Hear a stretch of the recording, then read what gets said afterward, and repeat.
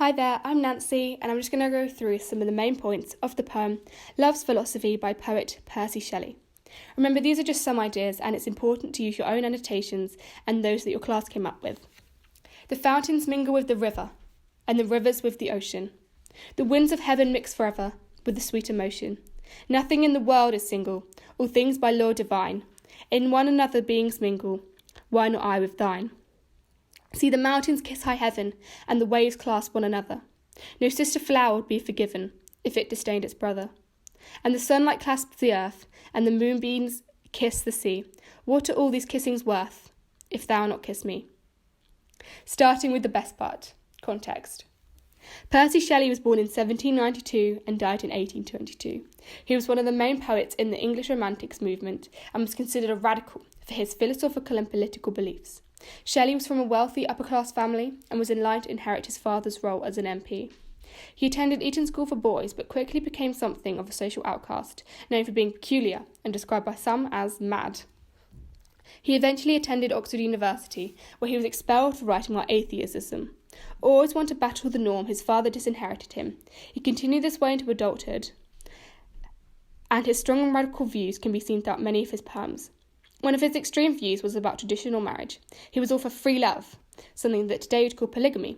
This poem is highly based off this idea. He himself married at 19 to Harriet Westbrook, until 3 years later he left for Europe with a new woman, Mary Godwin, who herself had a strong, progressive political ideology. She later became Mary Shelley and is the author of well-known book Frankenstein.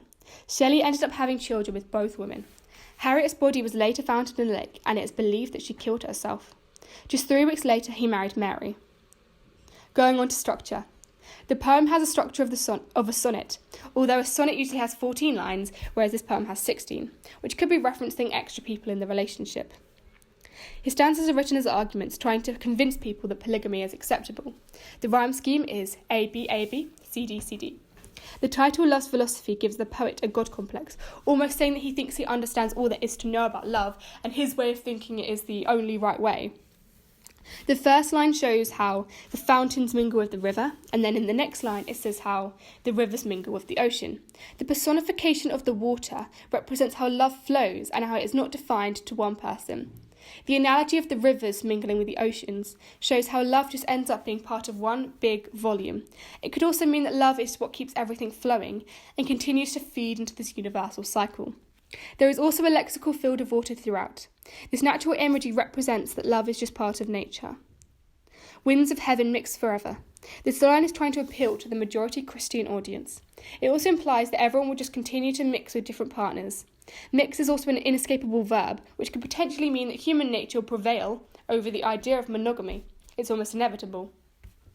There is a repetition of the verb clasp. This verb connotes ideas of emotion overpowering everything and emphasises the growing desperation of the need for love. It could also imply not letting go of those you love. The last line is a rhetorical question. If thou not kiss me, if thou kiss not me. This question is very demanding and shows evidence of the patriarchal society. It almost seems slightly forceful instead of a mutual feeling. It seems desperate, and though his emotions have finally overpowered him. I hope you've learnt something, and thank you for listening.